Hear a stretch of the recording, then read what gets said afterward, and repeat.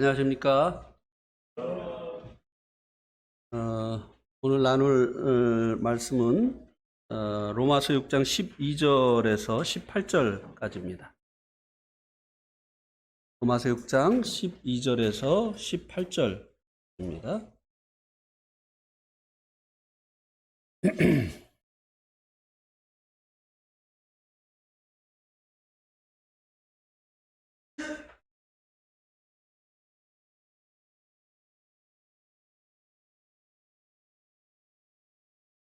예, 제가 한 절 읽고 여러분들이 한 절 읽어보겠습니다. 그러므로 너희는 죄가 너희 죽을 몸을 지배하지 못하게 하여 몸의 사욕에 순종하지 말고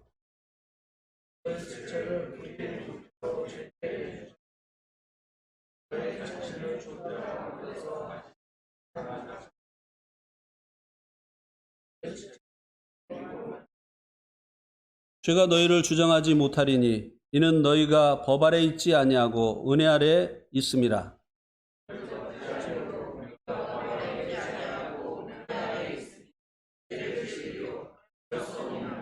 너희 자신을 종으로 내어주어 누구에게 순종하든지 그 순종함을 받는 자의 종이 되는 줄을 너희가 알지 못하느냐. 혹은 죄의 종으로 사망에 이르고 혹은 순종의 종으로 의에 이르느니라.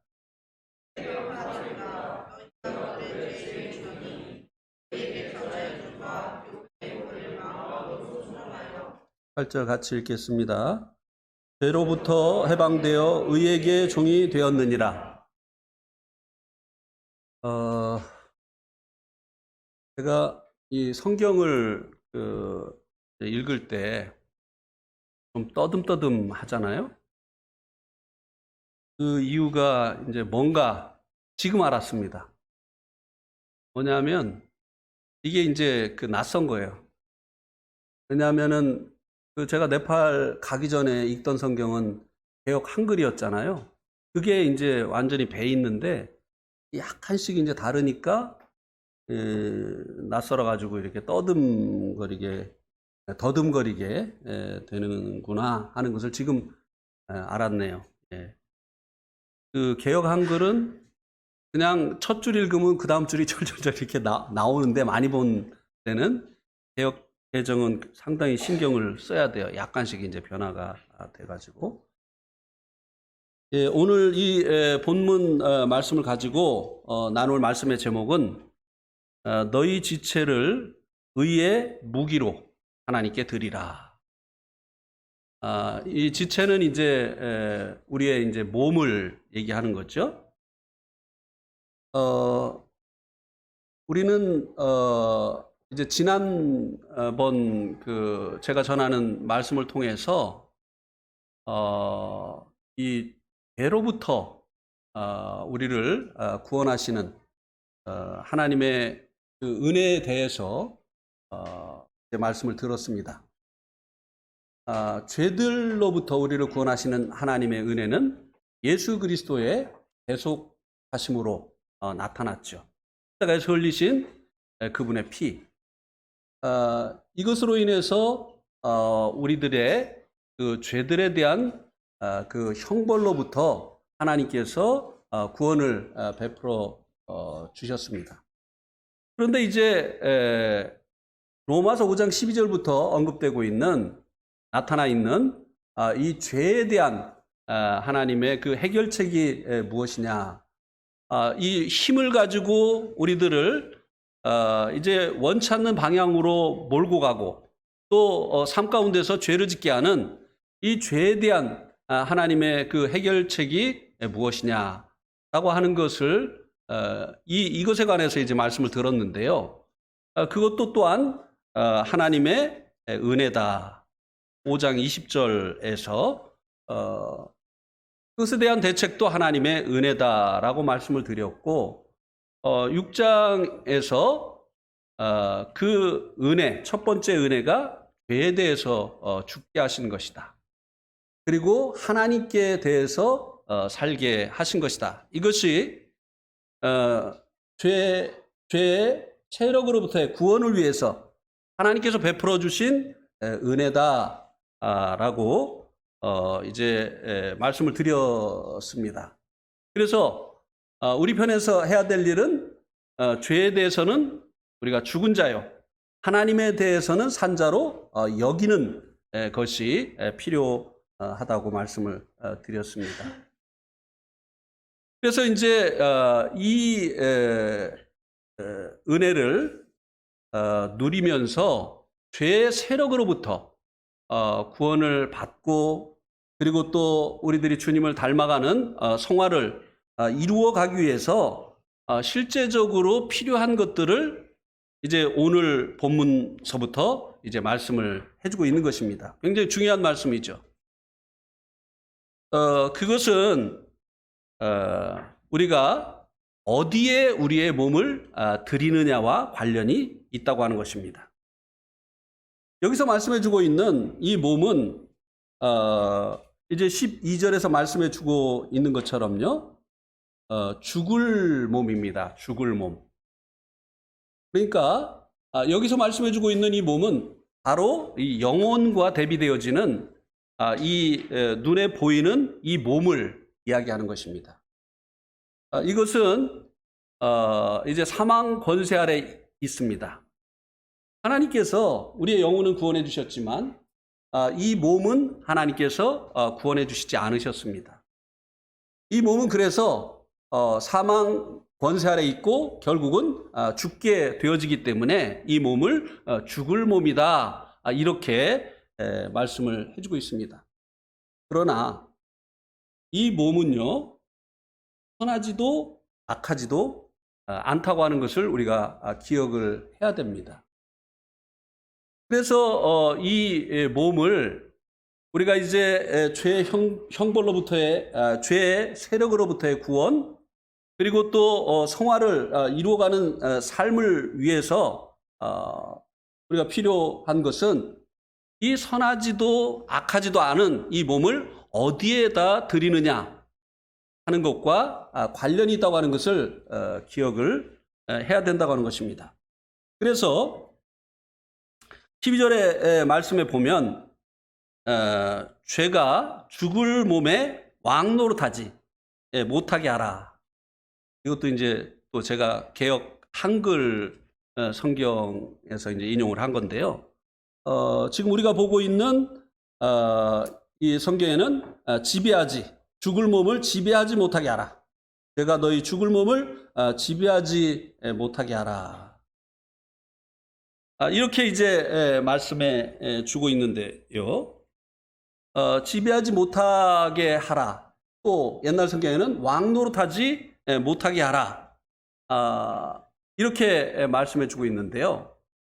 이 몸을 죄가 지배하지 못하게 하기 위해서 어떻게 해야 되는가를 또 그 다음 이어지는 말씀이 말씀해 주고 있습니다.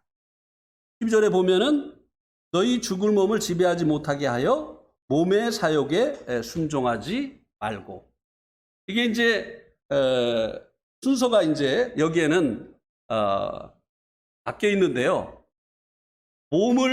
이 죽을 몸을 죄가 지배하지 못하게 하기 위해서 뒤에 나와 있는 몸의 사욕에 순종하지 말아야 된다고 하는 것입니다.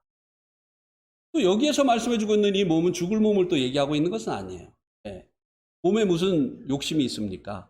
없잖아요. 그러니까 여기서 말씀해주고 있는 이 몸은 이 죄가 거하는 그 본성을 얘기하는 것이죠. 그래서 이 본성 속에 있는 이 사욕을 우리가 이제 순종하지 않아야만 우리 몸을 죄가 지배하지 못하게 되어진다고 하는 것입니다. 그래서 우리가 본성대로 살게 되어지면요, 결국은 우리 몸이 죄의 지배를 받게 되어진다고 하는 것입니다. 이렇게 우리가 반복적으로 살아가게 되어지면요, 구원받았지만 구원받은 사람과 같은 삶을 할 수가 없게 되어지는 거예요. 그리고 또 시간이 지났는데도 불구하고 여전히 옛날이나 다르지 아니한 그런 모습으로 나타나게 되어진다고 하는 것입니다.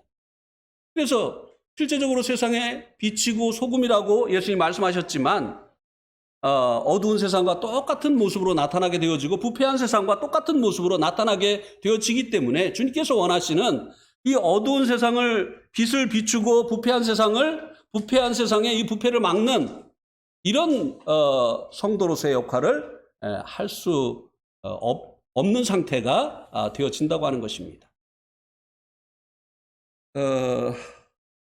왜 그러면 이 죄가 우리의 이 죽을 몸을 지배하지 못하게 하게 해야 하느냐? 5장 21절에 보면 죄가 사망 안에서 왕노릇했다고 말씀해 주고 있습니다. 5장 21절에. 그러니까 이 죄는요, 우리들의 옛날 왕이었어요. 옛날 왕.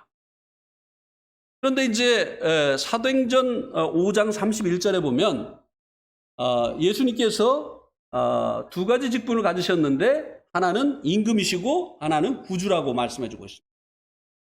그래서 우리는 예수님 복음을 듣고 예수님을 믿을 때 예수님 당신이 우리의 임금이십니다 라고 인정을 하고 우리의 임금으로 받아들였어요. 우리의 왕으로. 또 예수님이 저의 구원자이십니다 라고 믿고 받아들였습니다. 그래서 주인이 바뀌었어요. 왕이 바뀌었습니다. 그래서 우리가 우리의 몸을 이제 죄에게 드리지 말아야 될 그 이유가 무엇인가 하면 죄는 옛날 왕이다 이 말입니다. 우리가 이제 지배를 받아야 될 우리의 현재 왕은 예수님이라고 하는 것이에요. 그래서 우리의 몸을 이제 이 죄가 지배하지 못하도록 해야 된다고 하는 것입니다. 반복해서 말씀을 드립니다만 그러기 위해서는 이 우리의 본성 속에 있는 그 욕심대로 우리들이 살지 말아야 된다고 하는 것입니다. 자기의 그 신분대로 살아가지 못하는 이런 성도들은요, 결국은 죄종이 아닌데도 불구하고 죄에게 종노릇하는 삶을 살아가게 되죠. 이런 성도는 성화가 이루어지지 않습니다. 또 죄의 세력으로부터 구원을 받는, 그러니까 승리하는 삶을 경험하지 못하게 됩니다. 그래서 지난번에도 말씀을 드렸습니다. 자기도요, 자기 구원받은 것을 확증을 하지 못해요.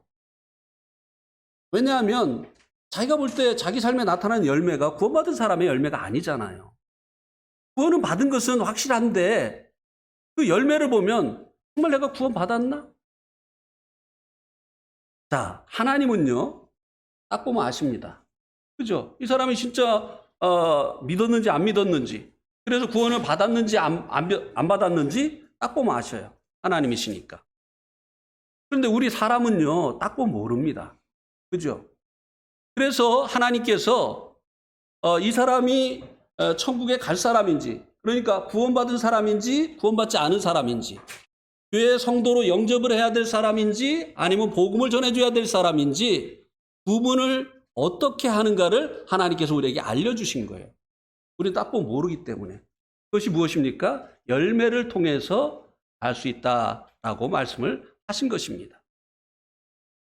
그래서 마태복음 7장 21절에 보면 나더러 주여 주여 하는 자마다 다 천국에 들어갈 것이 아니고 다만 내 아버지의 뜻대로 행하는 자라야 하리라. 이 말씀은 천국에 들어가기 위해서 우리가 어떤 선을 행해야 된다. 그 선을 행하는 그 대가로 우리가 천국에 들어간다라고 하는 것을 말씀해 주고 있는 것이 아닙니다. 왜요? 그 앞에 보면 거짓 선지자와 참 선지자를 어떻게 분별할 것인가를 예수님께서 가르쳐 주셨습니다. 이것도 주님은 딱 보면 아시죠?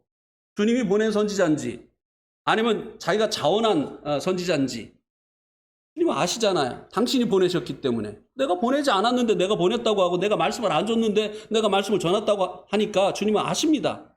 그럼 우리는 몰라요. 왜? 모든 거짓 선지자도요, 다 하나님께 말씀 받았다고 하고 이렇게 얘기를 하니까 이거 어떻게 분별을 하느냐 이 말입니다. 이것도 역시 열매를 통해서라고 했어요. 나쁜 나무가 좋은 열매를 맺을 수가 없고 좋은 나무가 나쁜 열매를 맺을 수 없다. 그러면서 예수님께서 나무는 그 열매를 통해서 분별을 한다라고 말씀을 하시고 나서 7장 21절에 그러면 천국에 들어갈 성도는 어떤 사람들이냐? 아버지의 뜻대로 행하는 그 열매가 나타나는 자들. 왜요? 예수를 자기의 주인이라고 부르는데 여전히 자기 뜻대로 살아요. 하나님의 뜻에 관심이 없어요. 말씀하셔도 듣는 것으로 끝나버립니다. 그러니까 이 동일한 말씀을 누가복음 6장 46절에서는요. 너희가 나를 주라고 부르면서도 어찌하여 내가 한 말은 지키지 아니하느냐. 너희들이 나를 주라고 부르는 그 말이 너희들의 행동을 통해서 지금 분이 되고 있지 않느냐. 그러니까 우리는요. 마음을 볼 수가 없어요. 겉으로 나타나는 것을 통해서만 우리는 분별할 수가 있습니다. 그러니까 이 사람이 천국에 들어갈 사람인지 아닌지를 분별할 우리에게 주신 방법은 이 열매를 통해서라고 하는 것입니다. 그래서 우리가 어떤 성도들을 영접할 때 구원 간증을 들어보고 그 후에 그 사람을 통해서 나타나는 열매를 보는 것이 아니겠습니까? 정말 생명을 얻었다면 여러분 살아있는 이 화초하고 이 조화하고 차이점이 있죠. 그죠? 살아있는 화초는요 물이 필요해요. 물만이 아닙니다. 또 햇빛도 필요합니다. 그리고 공기도 필요해요. 그런데 이 조화는요 1년 내도 물 안 줘도 끄떡없어요. 그리고 또 공기가 없어도 아무런 문제가 되지 않습니다. 햇빛이 없어도 아무런 문제가 안 돼요. 구원받았다고 하는데 전혀 성경을 안 봐요. 이거 조화가 아닐까 의심을 해볼 수 있는 거죠. 구원을 받았다고 하는데 성도들을 미워해요. 계속해서. 근데 오히려 세상 사람들하고는 아주 잘 어울립니다. 이것도 의심을 해볼 수 있는 그런 문제가 아니겠습니까? 그래서 이 열매를 통해서 이제 우리는 주님이 알려주신 대로 분별할 수 밖에 없는 그런 입장에 있다고 하는 것입니다. 그래서 이 변화가 없고 또 죄와의 싸움에서 번번이 넘어지고 이렇게 하는 이 성도들의 문제가 첫 번째는 어쩌면 이 사람이 구원의 문제가 있는 것은 아닌가라고 의심을 해볼 수도 있다고 하는 것입니다. 그것이 그 사람을 돕는 것일 수도 있어요. 구원받았다고 인정해주고 지옥 보내는 거 하나님 기뻐하시는 것이 아니잖아요.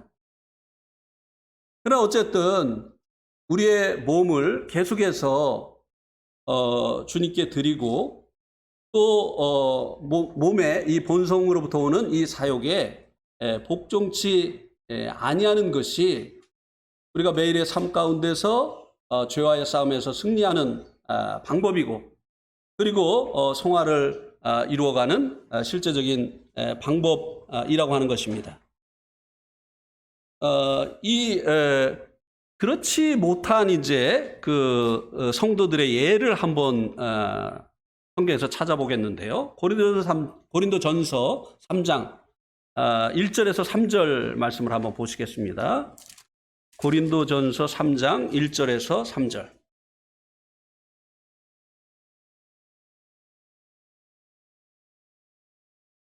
형제들아, 내가 신령한 자들을 대함과 같이 너희에게 말할 수 없어서 육신에 속한 자, 곧 그리스도 안에서 어린 아이들을 대함과 같이 하노라.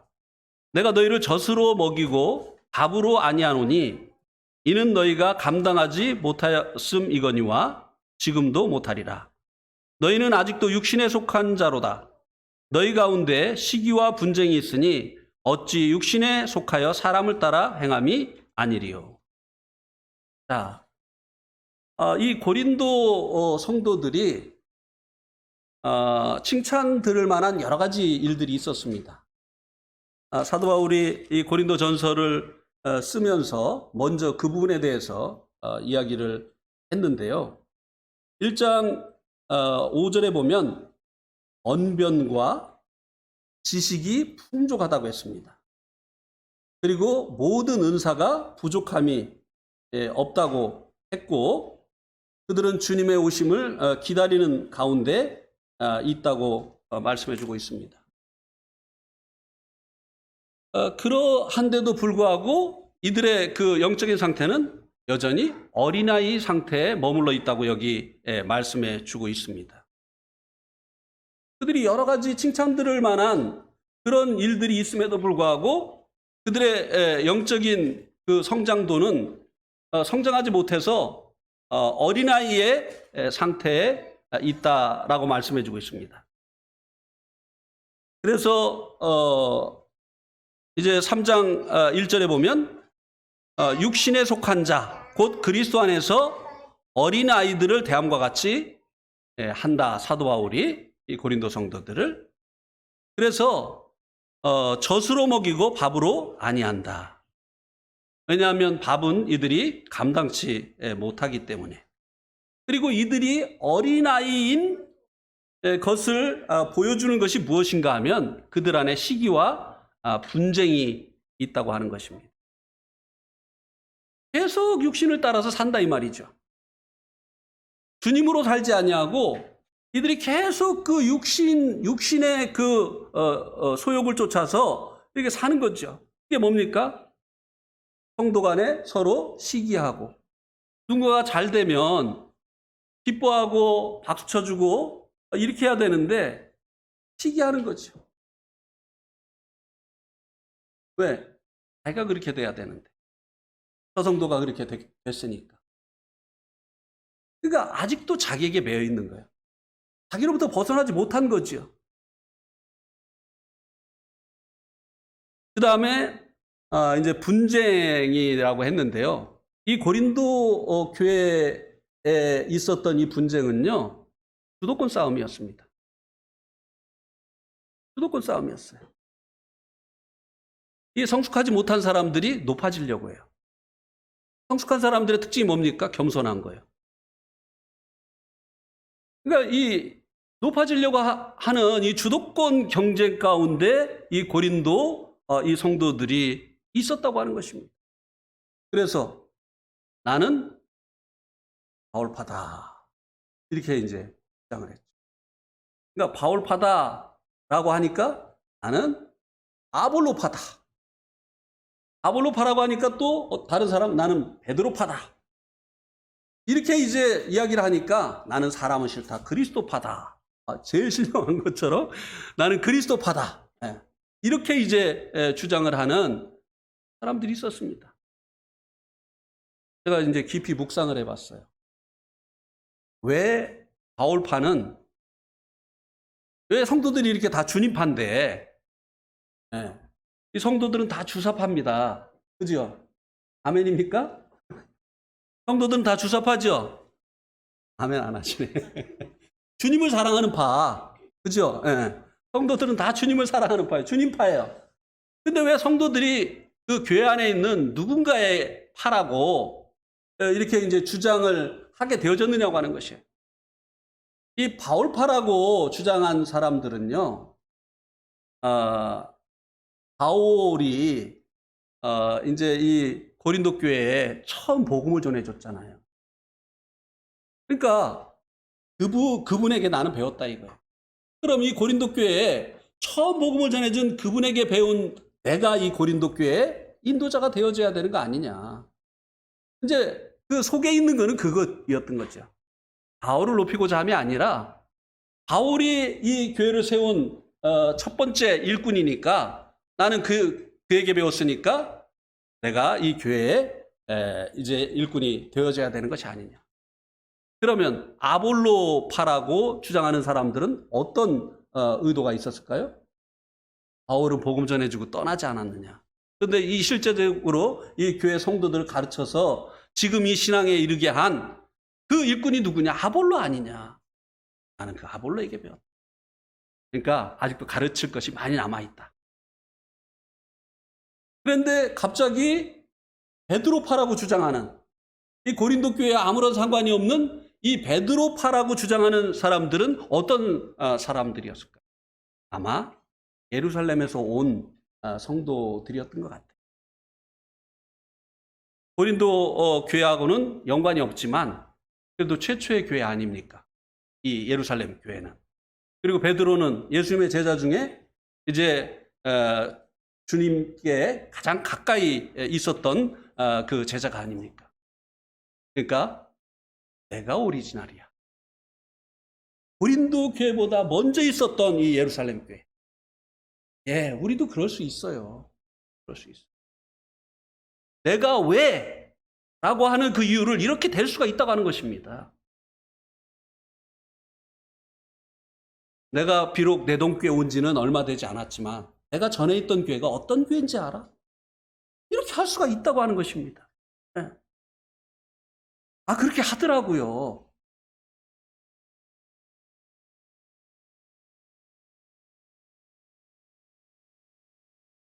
그래서 이 고린도 교회가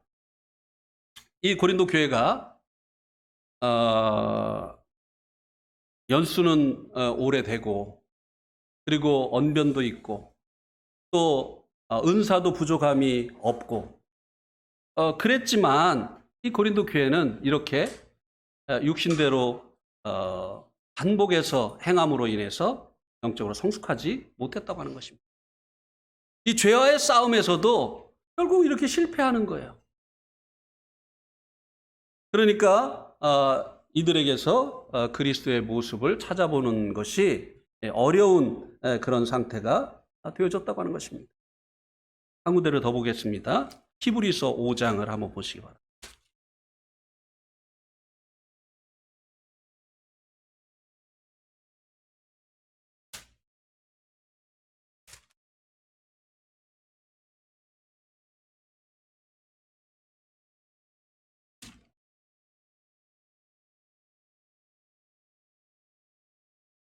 히브리서 5장 11절에서 14절까지 본문요. 멜기세덱에 관하여는 우리가 할 말이 많으나 너희가 듣는 것이 둔함으로 설명하기 어려우니라. 때가 오래되었으므로 너희가 마땅히 선생이 될 터인데 너희가 다시 하나님의 말씀의 초보에 대하여 누구에게서 가르침을 받아야 할 처지이니 단단한 식물은 못 먹고 젖이나 먹어야 할 자가 되었도다. 이는 젖을 먹는 자마다 어린아이니 의의 말씀을 경험하지 못한 자요. 단단한 음식은 장성한 자의 것이니 그들은 지각을 사용함으로 연단을 받아 선악을 분별하는 자들이니라. 사도 바울이 히브리서 저자는 공식적으로 사도 바울이라고 말할 수는 없어요. 이 히브리서 저자가 히브리서를 받아보는 그 성도들에게 좀 더 깊은 것을 가르쳐 주고 싶은 마음이 있었습니다. 멜기세덱에 대해서도 가르쳐 주고 싶은 그런 마음이 있었는데 이 성도들이 이 가르침을 받을 만한 영적인 수준이 되어지지 않았기 때문에 아쉽지만 가르쳐 줄 수가 없다라고 말해주고 있습니다. 그런데 이들의 연수는 충분히 이 정도는 배울 수 있는 그런 연수가 되어졌다는 것입니다. 때가 오래되었으므로. 이 정도 연수가 되어졌으면 이 정도는 충분히 배울 수 있는 그런 연수가 되어졌는데 그렇지가 못하다고 하는 것입니다. 더더욱 이런 부분에 있어서는 다른 사람을 가르쳐 줄 수 있는 그런 이제 사람이 되어져야 될 터인데 오히려 하나님의 말씀의 초보를 배워야 되는 그런 처지에 있다. 단단한 식물을 못 먹고 젖이나 먹는 이제 어린아이의 영적인 어린아이의 상태에 있게 되어졌다고 말씀해 주고 있는데요. 그 이유를 13절에서요. 뭐라고 말씀해 주고 있느냐면요. 의의 말씀을 경험하지 못한 자다라고 말씀해 주고 있습니다. 의의 말씀을 경험하지 못한 자. 저는 이제 이 말씀 보면서 어떤 생각이 났느냐면요. 처음에 이제 이스라엘 가서 나사렛 모임에 갔을 때, 나사렛 그 교회에 갔을 때, 거기에 이제 그 사역자이신 조지 카일 형제님이 이런 말씀을 하셨는데 놀랐어요. 자기는 영어를 6개월 만에 배웠다는 거예요. 6개월 만에 영어를 이제 지금 하는 것처럼 그렇게 할 수 있게 되어졌다는 거예요.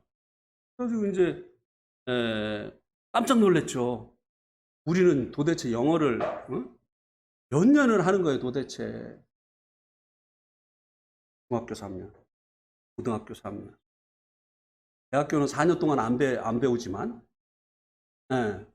하여튼 뭐, 학원 다닌 것까지 하면 10년도 넘는데, How are you? 그러면 그냥 I am fine, thank you, and you. 이러면 끝이잖아요, 우리는 그냥. 예. 미국에 가서 어떤 사람이 교통사고가 나가지고 막 피가 막 나는 거예요. 교통경찰이 와가지고 How are you? 그러니까 배운 패턴대로 그냥 I'm fine, thank you, and you. 예. 근데 이 6개월 영어를 배웠는데 그렇게 이제 능통하게 영어를 한다는 거예요. 남자매님, 영어 얼만큼 배워서 영어 선생님 하는 거예요? 한 10년 했죠? 학교에서. 그러니까 6개월 해가지고 이제 영어를 한다고 해서 어떻게 이제 그렇게 하게 됐냐 그러니까 영국에 아무도 아는 사람이 없는 마을에 가서 그냥 살았다는 거예요. 그야말로 서바이벌 잉글리시라는 거예요. 생존을 위해서 언어를 배운 거예요. 안 배우면 못 먹고 못 살아요. 그러니까 이제 막 한 번 들으면 막 목숨을 걸고 기억하는 거죠. 가에 가서 뭐를 물어보려고 해도 그 말을 기억을 해야 되고, 뭐 이렇게 해서 6개월 동안 다른 말은 이제 사용을 할 수 없고 오직 영어만 사용해야 되는 거기에 가서 아는 사람 없이 통역 없이 살다 보니까 6개월 만에 자기 말로 영어를 마스터했다. 이렇게 이야기를 했습니다. 그래서 이제 거기에 동역하는 사울이라고 하는 그 형제님에게 형제도 영국에 영구가 없는 마을에 가서 6개월만 살고 와라. 이렇게 했는데 그 형제님은 아직도 안 가고 계시다고 이렇게 얘기를 했어요. 예. 이 언어는요, 실생활에서 써먹어야 됩니다. 제가 네팔 말을 배우면서도 그걸 느꼈어요. 영어는 그렇게 오래 했는데도 안 되는데, 네팔 말은요, 6개월 되니까 이제 그 의사소통이 가능해지더라고요. 6개월. 8개월 되니까 이제 그 말씀이 들리기 시작하더라고요. 1년 만에 네팔 말로 복음을 전했습니다. 이 언어는요, 이거는 공부해서 하는 것은 공부해서 기억해서 하는 것은요 한계가 있어요. 그것이 생활이 돼야 돼요. 그러면 이 언어가요 그 상황이 되어지면 나옵니다. 참 이상해요. 한국에 있으면요 네팔말 자꾸 잊어버려 갑니다. 근데요 딱 네팔 공항에 내리잖아요. 딱 끼리릭 하면서 이렇게 모드가 바뀌어요. 그래가지고 막 나옵니다. 막 네팔말이. 저만 그런 거 아니에요. 저희 그 아내도 그 말을 해요. 한국에서는 이 말이 뭐지 그랬는데 네팔 딱 가면은 네팔 말이 그 상황이 딱 되면은 나옵니다. 여기 이제 성숙하지 그 못한 이유가 의의 말씀을 경험치 못한 자라고 했어요. 어떻게 말씀을 경험을 할까요? 말씀으로 살아야 되는 거예요. 말씀 공부로 끝나는 게 아니라 그 말씀으로 살게 되어질 때 그 말씀을 경험하게 되어지는 것입니다. 예를 들어서 마태복음 6장 33절 너희는 먼저 그 나라와 그 일을 구하라. 그리하면 이 모든 것을 너에게 더하시리라. 이거 다 알잖아요. 근데 이 말씀을 우리가 삶에 삶에 적용하게 되어질 때 이 말씀을 우리들이 경험하게 되어지는 거죠. 그리고 나면 이 말씀이 우리들의 삶이 됩니다. 어떤 일을 결정할 때 먼저 주님을 생각하는 거예요. 직장을 얻을 때, 또 어떤 일을 결정을 해야 될 때 주님을 먼저 생각하는 거예요. 월급이 얼마나 되느냐, 근무 조건이 어떠냐, 신앙생활을 할 수 있느냐 없느냐, 이것을 먼저 이 말씀을 적용을 하려면 이 말씀대로 우리가 살려고 하면 이것을 먼저 생각을 해야 되는 것이죠. 이렇게 하면 신앙이 성장하게 돼 있어요. 말씀을 아는 것으로 끝나지 않냐고 그 말씀으로 사는 거예요. 삶의 우선순위를 주님께 두라고 하는 것입니다. 너희는 먼저 그 나라와 그 일을 구하라. 이것은 삶의 우선순위를 주님께 두라고 하는 것입니다. 그렇게 하게 되어질 때 실제적으로 우리의 신앙이 자라게 되어지는 것입니다. 그러나 말씀을 공부하는 것으로 끝이 나고 삶은 세상 원리를 따라서 살아가면 절대 신앙이 성장하지 않는다고 하는 것입니다.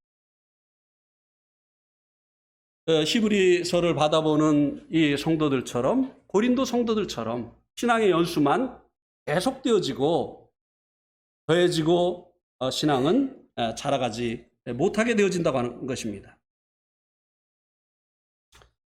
그다음에 이제 13절에서는 너희 지체를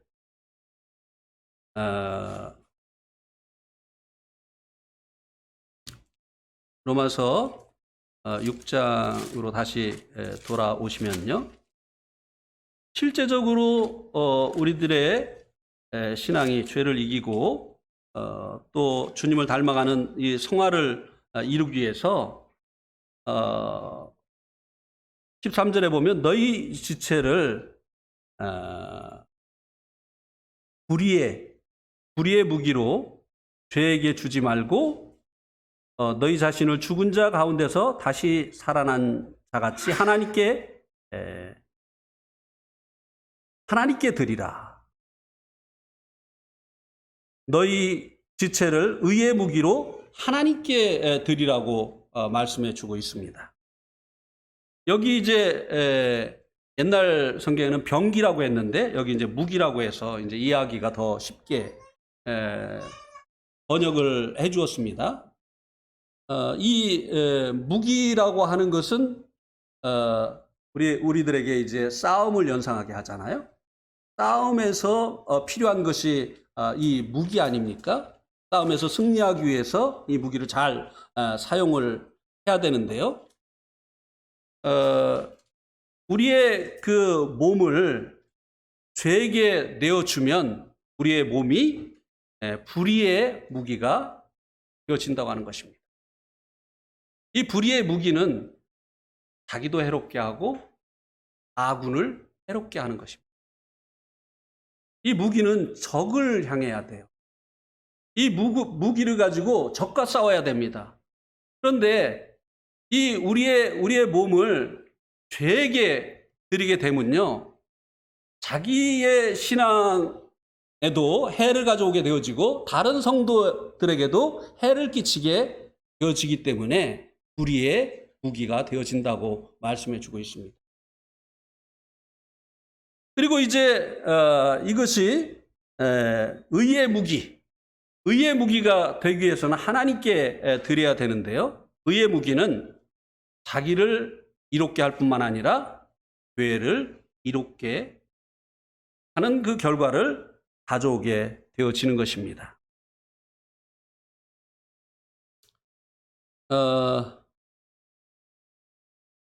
그리고 이제 14절에서는요, 이제 이 성도들을 실제적으로는 죄가 더 이상 주장할 수가 없다고 말씀해 주고 있습니다. 왜 죄가 주장할 수 없는데 실제적으로는 삶 가운데서 죄가 성도들의 몸을 주장을 하게 되느냐고 하는 것입니다. 그것은 앞에서 말씀해 주고 있는 것처럼 우리의 몸을 이제 하나님께 드려야 되는데 우리가 우리의 몸을 죄에게 드리기 때문이라고 하는 것입니다. 또 몸의 사욕을 쫓아서 우리가 행하기 때문이라고 하는 것입니다. 우리가 구원받기 전에는 이 죄가 우리의 왕이었기 때문에 어쩔 수 없이 우리가 죄에게 종노릇할 수밖에 없었지만 이제는 구원받은 성도는요, 죄가 우리를 주장할 수가 없다고 하는 것이에요. 그렇기 때문에 사실 구원받기 전보다 구원받고 난 후에 그 몸을 이 죄에게 드리는 것이 이것이 더 하나님 앞에 책망받을 것 같은 일이라고 하는 것입니다. 죄로부터 해방시켜 죄에 대해서 죽게 하시고 하나님께 대해서 살게 하시어서 죄로부터 해방시켜 주셨는데 이제는 죄가 우리를 마치 자신의 이 죄의 종처럼 우리를 부릴 수 없는데 우리의 몸을 사용할 수 없는데 죄가 우리의 몸을 주장하는 것은 우리가 그 죄에게 또 몸의 사욕에 우리가 주기 때문이라고 하는 것입니다. 죄가 우리의 몸을 주장할 수 없는 것은 너희가 법 아래 있지 아니하고 은혜 아래 있기 때문이다 라고 말씀을 해주고 있습니다. 이것은 이제 긴 말씀을 드려야 되는 내용입니다. 7장, 로마서 7장, 8장을 통해서 여러 번 말씀을 드렸습니다. 그런데 이제 이미 5장 20절하고 21절에 보면 율법이 가입한 것은 범죄를 더하게 하려 합니다 라고 했습니다. 율법이 가입한 것은 범죄를 더하게 하려 합니다. 어떻게 거룩하고 선하고 의로운 율법이 범죄를 더하게 하는 결과를 가지고 올까요? 율법에 문제가 있어서가 아니라고 하는 것입니다. 율법은 거룩해요. 선하고 의롭습니다. 그런데 이 죄가 언제 일어나느냐라고 하는 것입니다. 한번 로마서 7장 8절 로마서 7장 8절에 보면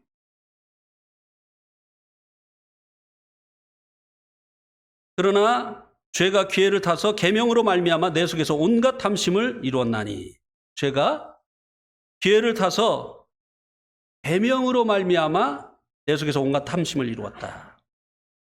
율법이 없으면 죄가 죽은 것이다. 이게 뭐냐면요. 이 죄가 언제 이제 활동을 하게 되느냐면요. 율법이 주어졌을 때. 율법이 주어졌을 때 이 죄가 활동을 하게 된다고 하는 것입니다. 제가 오래전에 가은이 그 오뚜기를 가지고 이걸 설명을 했죠. 그렇죠?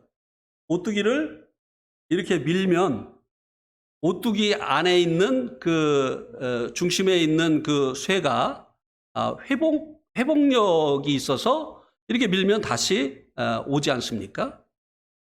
이 반발력이 언제 발동을 하느냐 하면은 저쪽으로 밀 때, 이쪽으로 다시 회복하려고 하는 반발력이 발동을 합니다. 가만 놔두면 반발력이 활동하지 않아요. 근데 이렇게 밀게 되어질 때 이게 다시 원상태로 회복하려고 하는 그 반발력이 일어나게 되어집니다. 그러니까 바로 그렇게 활동을 하게 되어진다고 하는 것입니다. 그래서 율법으로 말미암는 죄다. 이렇게 말씀을 해주고 있는 것입니다.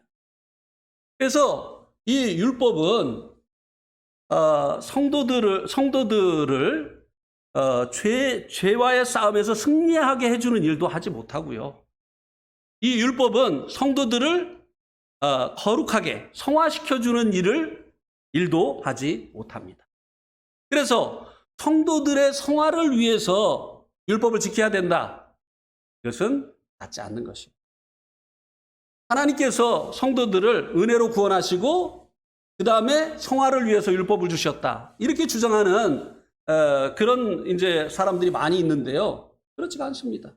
율법은 오히려 우리 안에 있는 죄를 일어나도록 하는 그런 역할을 할 뿐이라고 하는 것입니다.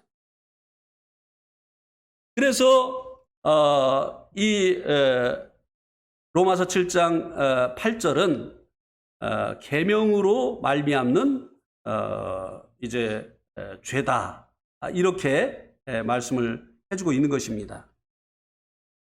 그래서 이제 은혜가 이제 우리들을 죄의 싸움에서 승리하게 하고 그리고 성화하게 하는 역할을 하게 되어지는데요.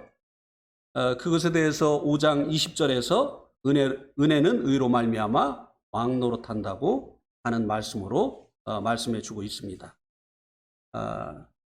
오늘은 이 부분을 말씀을 드리지 않겠습니다. 그 다음에 이제 그 15절 말씀에서는 이제 우리 편에서 구원을 받기 위해서도 그리고 이제 그 성화를 위해서도 우리 편에서 노력을 해야 된다라고 하는 이 주장을 하는 율법주의자들이라든지 은혜 플러스 율법이 필요하다고 하는 이런 사람들이 이제 주장하는 것이 뭔가 하면요.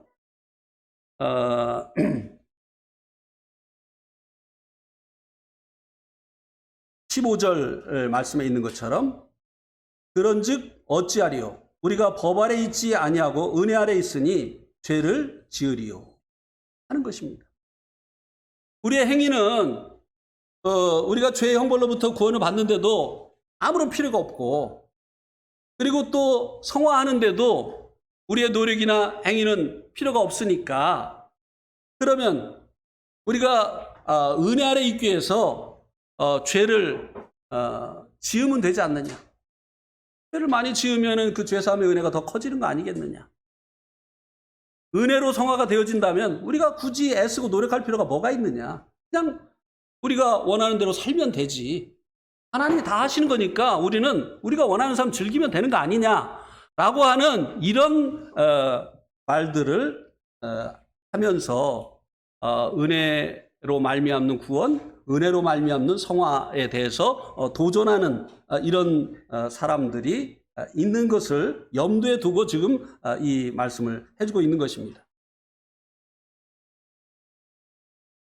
그것에 대한 그 대답은 역시 6장 1절에서 말씀에 2절에서 말씀해 주고 있는 것처럼 그럴 수 없다고 하는 것입니다. 은혜를 더하게 하려고 죄에 거하겠느냐? 그럴 수 없다고 하는 것입니다. 죄가 더한 곳에 하나님의 은혜가 더욱 넘쳤다. 이 말의 의미를 잘못 이해한 사람들이 그러면 은혜를 많이 받으려면 죄를 많이 지면 되겠네 라고 하는 그 주장에 대해서 그럴 수가 없다. 또 은혜 아래 있기 위해서 죄를 지으면 되지 않느냐라고 하는 것에 대해서도 그럴 수가 없다라고 하는 것입니다. 결국은 이 15절에서 말씀해 주고자 하는 것은요. 이 율법주의자들이 걱정하는 것처럼 은혜는 죄를 조장하지 않는다고 하는 것입니다. 행위가 구원과 아무런 관련이 없다고 하니까 사람들이 방자에 행하는 거 아니냐. 그래서 이 은혜 하면 사람들이 죄를 짓게 돼 있다. 방자에 행하게 돼 있다.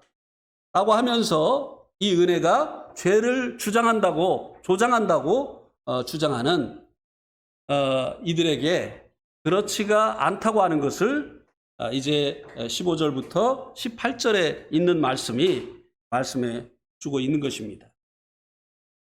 은혜는 결코 죄를 조장하지 않는다고 하는 것입니다. 16절에서 18절은 왜 그럴 수가 없느냐? 18절에서 먼저 결론을 내주고 있습니다. 왜 은혜가 죄를 조장하지 않느냐? 18절 말씀에 보면 죄로부터 해방되어 의에게 종이 되었느니라. 왜 은혜가 죄를 조장하지 않느냐? 왜 그런 걱정을 하지 않아도 되느냐? 여기 보니까 성도는 죄로부터 해방돼서 이제는 의의 종이 되었기 때문이라고 하는 것입니다.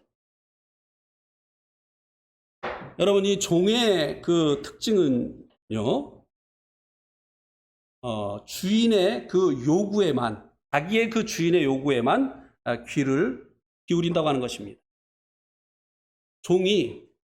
어떤 종이 다른 주인의 말에 귀 기울이는 거 봤습니까? 종은요, 자기 주인의 말에만 귀를 기울입니다. 왜냐하면 그 사람의 종이 아니기 때문이에요.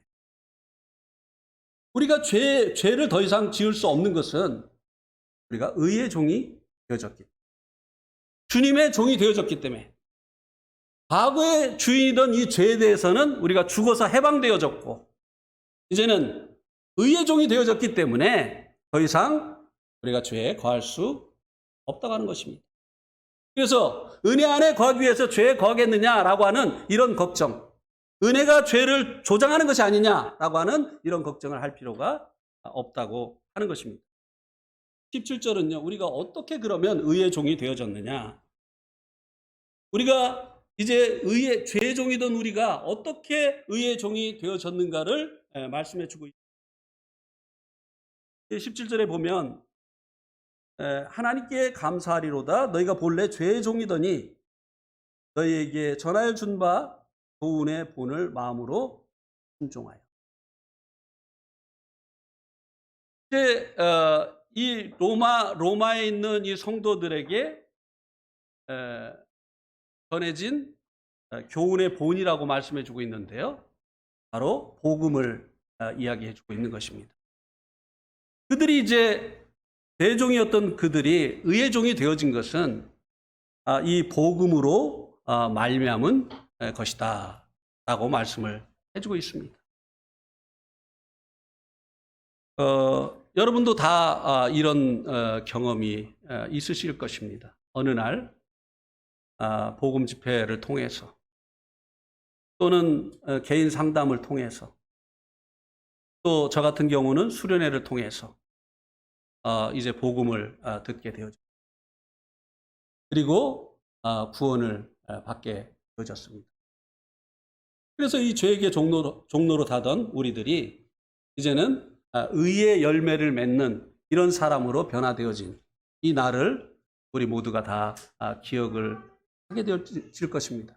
그리고 여러분 모두가 이 죄의 열매를 맺던 여러분들이 변화되어서 의의 열매를 맺게 되어진 이 놀라운 이 변화의 간증을 가지고 계실 것입니다.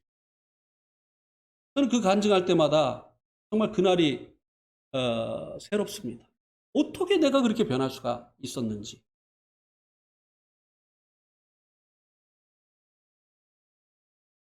여러분 모두도 이 교훈의 본이라고 여기 말씀해 주고 있는 이 복음을 듣고 믿고 이제 죄에 대해서 죽고 하나님 안에서 살게 되어진, 그래서 이제 의의 종이 되어진 이와 같은 변화의 날이 있을 것이라고 하는 것입니다. 그래서 이제 죄의 종이 아니고 의의 종이 되어졌다고 하는 것입니다.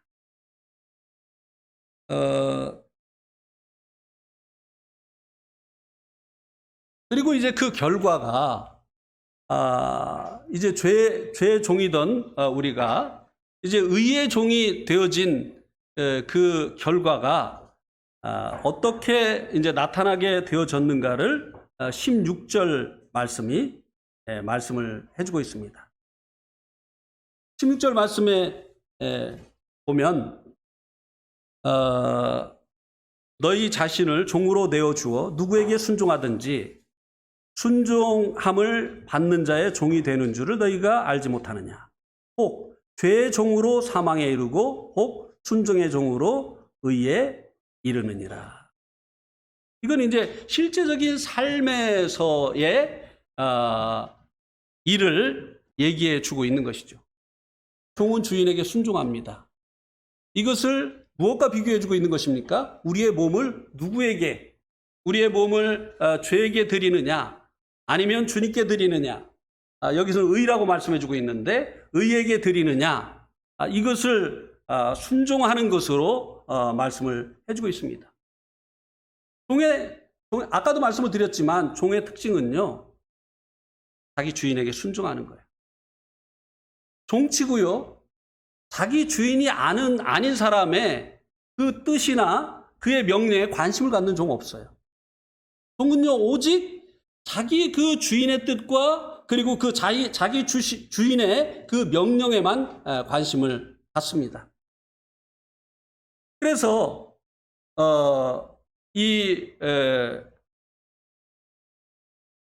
주님의 이 종들은 주님의 그 뜻에 순종하는 것을 통해서 그가 복음을 통해서 죄의 종이던 그가 의의 종으로 변화가 되어졌다고 하는 것을 나타내 보여준다고 하는 것입니다.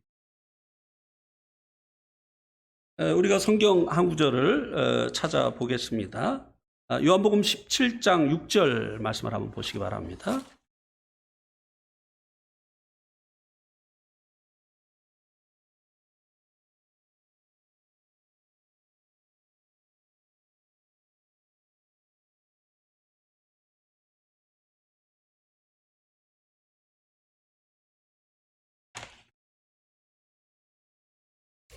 요한복음 17장 6절에 보면 세상 중에서 내게 주신 사람들에게 내가 아버지의 이름을 나타내었나이다. 그들은 아버지의 것이었는데 내게 주셨으며 그들은 아버지의 말씀을 지켰나이다.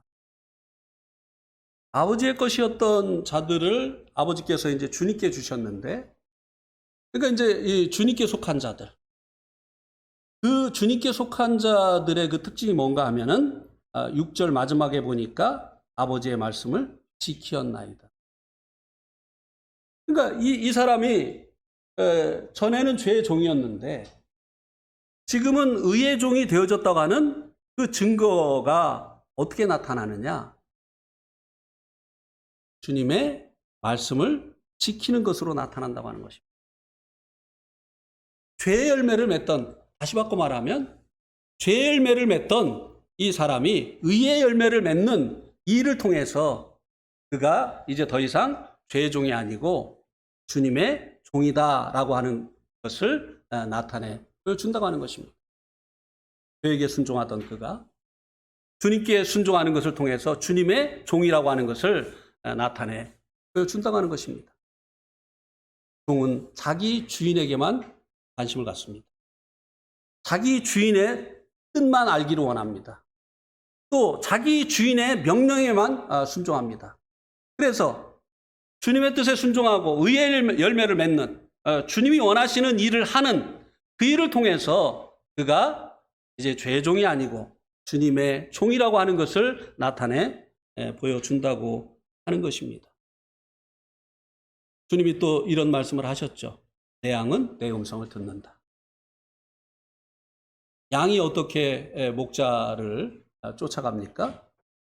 목자가 내는 피리 소리라든지 목자가 부르는 그 노래 소리라든지 그것을 듣고 자기의 목자인 것을 인식을 하고 그 목자를 따라가게 되어진다고 합니다. 그래서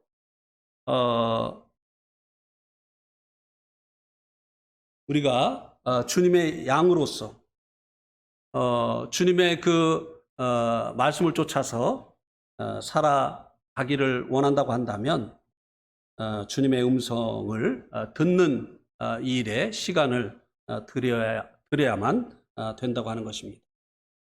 이것은요, 이론적으로 되는 게 아니에요. 실제적으로 매일의 삶 가운데서 하루를 시작하기 전에 주님과 교제해야 됩니다. 주님과 교제가 없으면요, 이거는 종교적인 사람이 될 수밖에 없어요. 매일의 삶 가운데서 주님과 교제해야만 주님의 그 음성을 들을 수 있는 것이고, 실제적으로 그분이 나를 인도하시는 목자가 되어지는 것입니다. 그래야 주님의 음성을 들어야 주님을 쫓아갈 수 있고, 주님의 뜻을 알 수 있고, 주님의 뜻을 알아야 거기에다 우리의 몸을 드림으로 인해서 우리가 죄를 이기고 실제적으로 우리가 주님을 닮아가는 이 성화가 이루어지게 되는 것이 아니냐고 하는 것입니다. 그래서 정말 우리의 몸을 주님 앞에 드리는 일을 위해서 중요한 것은 아침 시간을 주님께 드려야 됩니다. 우리가 드려야 될 것 중에 정말 중요한 것은 우리의 몸을 드리기에 앞서서 잘못하면 주님의 뜻이 아닌데 열심을 낼 수가 있거든요. 그러니까 매일의 삶을 주님께 드리기를 위해서는 피곤하지만 아침 시간을 주님께 드려야 됩니다. 아침 시간을 주님께 드리고 그 주님과 교제를 통해서 주님의 음성을 듣고 그 주님의 음성을 쫓아서 하루를 살아가게 되어질 때, 그날도 우리가 이제 죄를 이기고 그리고 또 좀 더 주님을 닮아가는 이런 삶을 이루게 되어진다고 하는 것입니다. 예, 오늘 말씀 여기까지